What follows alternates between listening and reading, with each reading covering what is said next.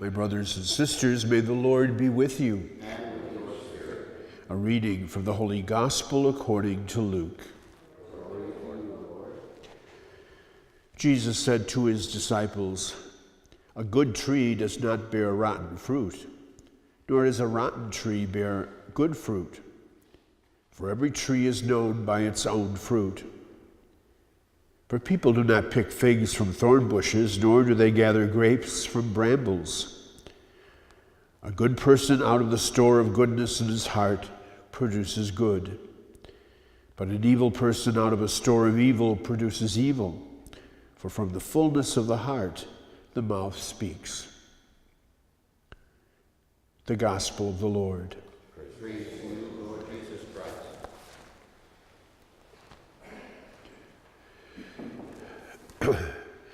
The new order of things that Jesus' death and resurrection brought into being, that Paul speaks of as the new creation, is surely a kind of ideal reality. It is sort of moving back again to the harmony and integrity which marked, so we could believe, the initial days of paradise, which we lost by reason of the fact that we attempted to become God rather than to make ourselves like God.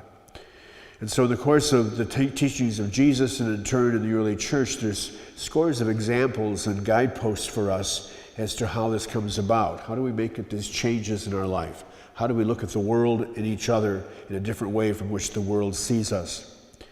Beatitudes are one classic example in Matthew and Luke, where these attitudes of being suggest to us, even though there's a challenge in them, they're not as easy as it would seem at first glance to live, that's precisely the way this takes place. If we are mercy-filled, if we are peacemakers, if we seek out righteousness and justice, if we do all of these things, we can mark ourselves as being in part of the kingdom of heaven.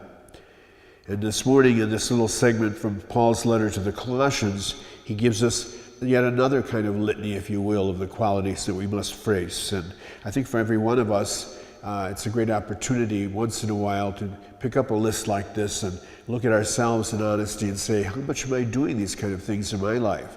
To what degree is it better now than it was a year ago?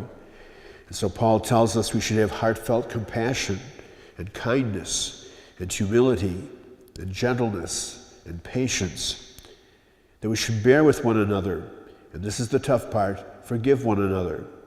And if we have a grievance against another, as the Lord has forgiven us, so we should forgive them.